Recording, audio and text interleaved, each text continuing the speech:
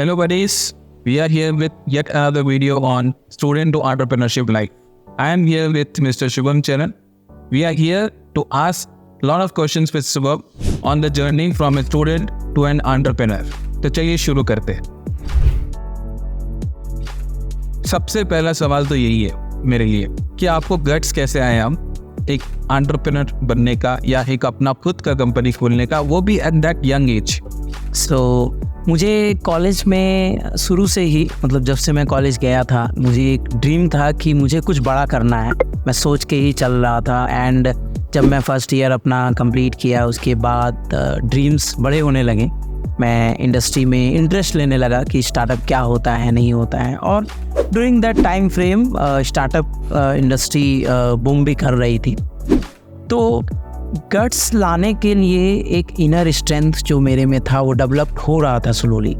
But ऐसा नहीं है कि आप सिर्फ सोच लेंगे गट्स आ जाएगा तो सब चीज़ें हो जाएगी, ऐसा नहीं होता है। उसके लिए आपको वर्क आउट करना पड़ता है, उसके लिए आपको डेडिकेटली काम करना पड़ता है। तो मैंने कॉलेज में, जैसे मैंने इंजीनियरिंग कंप्लीट किया है, तो मैंने कॉलेज में अपने अदर स्किल्स जो मैंने डेवलप किए हैं वो स्लोली मैं बिल्ड करते चला गया। तो guts becomes success towards starting the startup. So it's because your individuality thinking, or it's your own personality, or it's because of your family, or it's because of the students or your friends of college. Which one?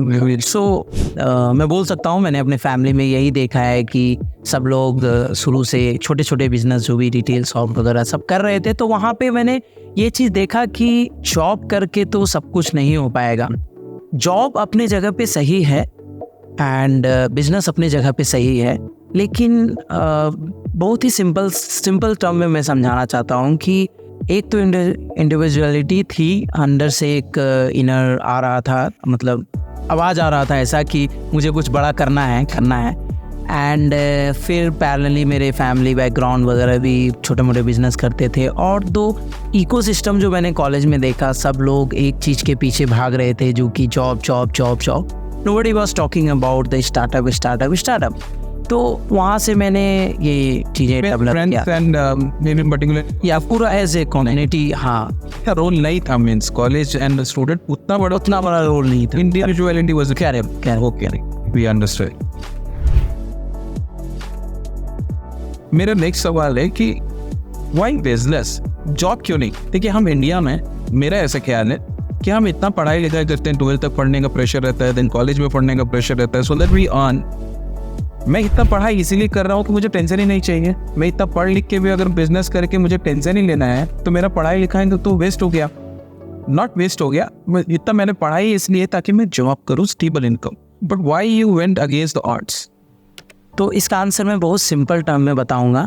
देखिए, एक compounding growth नाम का चीज़ होता है जो कि आपको मैं काफ़ी अच्छे से अभी डिटेल में बताऊंगा कि आप अगर जॉब में जाते हैं तो आप जहाँ से स्टार्ट करते हैं, स्ट्रगल्स कीप्स ऑन इंक्रीजिंग, और फिर उसके बाद आप एक सक्सेसफुल जॉब कर रहे हैं, आप एक स्टेबल जोन में चले जाते हैं। लेकिन उसके बाद क्या, जब आप रिटायर होते हैं तो you are getting nothing from there. Okay, so when you start a business, okay, वो आप जहाँ तक लेके जाएंगे उसके बाद जो भी उसको टेक ओवर करेगा, बी इट स्टेक होल्डर, आपके फैमिली मेंबर्स और कोई इन्वेस्टर्स या कोई वीसीज या फिर कोई भी इंडस्ट्रियलिस्ट उसमें अगर अटैच होता है जो वहाँ से उसको टेक ओवर करेगा, तो उनको कंपाउंडिंग ग्रोथ मिलता है। ओके, ये बहुत ही सिंपल है कि आपको अगर जॉब कर रहे हैं तो आपको एक कंपाउंडिंग ग्रोथ नहीं मिलता है। एट द एंड आपको वो कभी ना कभी ख़त्म करना पड़ेगा। लेकिन अगर आप एक उद्योगपति हैं तो आपको आपके बच्चों को या फिर आगे किसी को भी आप वो हैंडओवर जब करते हैं तो वो चीज़ें वहाँ से उसको उसी हिसाब से अर्निंग देती है या फिर सक्सेस देती है। ओके, तो इसीलिए बिजनेस और उद्योगपति जो होते हैं वो बेटर मैं मानता हूँ। सो आपकी थिंकिंग की वजह से आपने ऐसा सोचा, इट इज फेयर। किसी को जॉब पसंद है, किसी को बिजनेस पसंद है। हम जब कंपनी खोलते हैं so we can have a lot of ideas, food में, फैशन में, टेक्नोलॉजी में, कंस्ट्रक्शंस में, आप कहीं भी जा सकते हो। बट आप कैसे सेलेक्ट करें कि हम इस वाले बिजनेस को सिलेक्ट करें, इस इंडस्ट्री को सिलेक्ट करें? देखिए, इस क्वेश्चन को हम ऐसे समझ सकते हैं कि कॉलेज में हमारे पास उतनी रिसोर्स नहीं होते हैं, उतने आइडियाज़ नहीं होते हैं, और उतने आई वुड से कि हमें पता नहीं होता है कि करना क्या होता है अगर हम स्टार्टअप खोल रहे हैं। तो आप जो ये क्वेश्चन पूछ रहे हैं कि किस इंडस्ट्री को सेलेक्ट करना है, तो ये काफ़ी टफ होता है उसको सेलेक्ट करना। अब ये चीज़ आप अपने आप से पहले पूछें कि किस स्किल्स में थोड़ा बहुत भी अगर आपको इंटरेस्ट है तो उस इंडस्ट्री को सबसे पहला प्रायोरिटी दें। बाकी आपको थोड़ा बहुत रिसर्च करना है। फेवरेट सब्जेक्ट से चूज सेलेक्ट कर सकते हैं। सो सब्जेक्ट से तो मेरा नहीं मानना है कि सब्जेक्ट से वो सिलेक्शन होता है, लेकिन आपका जो सब्जेक्ट और जो अदर स्किल्स होते हैं जहाँ वो कंबाइंड चलता है, जैसे आपके मैथ्स अच्छे हैं, एग्जांपल मैं दे रहा हूँ, तो आपको एनालिटिक्स अच्छे होंगे तो आप एनालिटिक्स में बिजनेस कर सकते हैं। प्लस आपके कुछ स्किल्स भी होंगे जो और आपको खुद से उसको समझना है। तो इस हिसाब से आपको रिसर्च करना है इंडस्ट्री में, and then you select the right industry and make sure to validate those industry, be it as product और सर्विस। पहले आप उसको वैलिडेट कीजिए, लोगों से बात कीजिए, अपना आइडियाज को कम्युनिकेट कीजिए, तब आप जाके उसको सेलेक्ट कर सकते हैं। Okay, nice thought. ठीक है, आपने बिजनेस का मन बना लिया, एक आइडिया आपने मन में सेलेक्ट कर लिया। अब द थर्ड पॉइंट जो कि बहुत इंपॉर्टेंट पॉइंट होता है, बहुत जगह लोग लैक करते हैं, वो है पार्टनर। पार्टनर को कैसे सेलेक्ट किया जाए? What are the criterias of selecting the partner? ना बेस्ट पार्टनर क्या है आपके? Choosing a partner is the toughest task, okay, in the entire entrepreneurship journey, और वो भी खासकर स्टार्टिंग फेज पे, क्योंकि जब आप आगे बढ़ते हैं तो चीज़ें इजी होने लगती है, तो partners becomes easier to find.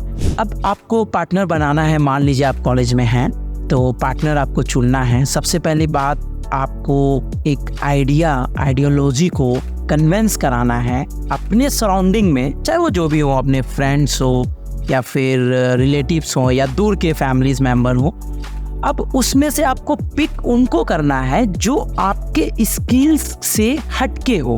अगर आपके स्किल्स अच्छे हैं पिचिंग में, कम्युनिकेशन में, आप अच्छा कंटेंट राइट कर सकते हैं, तो आपको दूसरों को ढूंढना है, या तो कोडिंग अच्छा कर पाए या फिर वो मार्केटिंग टेक केयर कर पाए, तो वो कॉम्प्लीमेंट्री होना चाहिए to each other, so that we can work parallel. And उसको चुनने से पहले आप उसका भी विजन को समझिए, आगे चल के वो क्या करना चाहता है। ऐसा नहीं है कि आप डायरेक्टली किसी को भी जाके पिक कर रहे हैं, तो वो थोड़ा चैलेंजिंग होता है।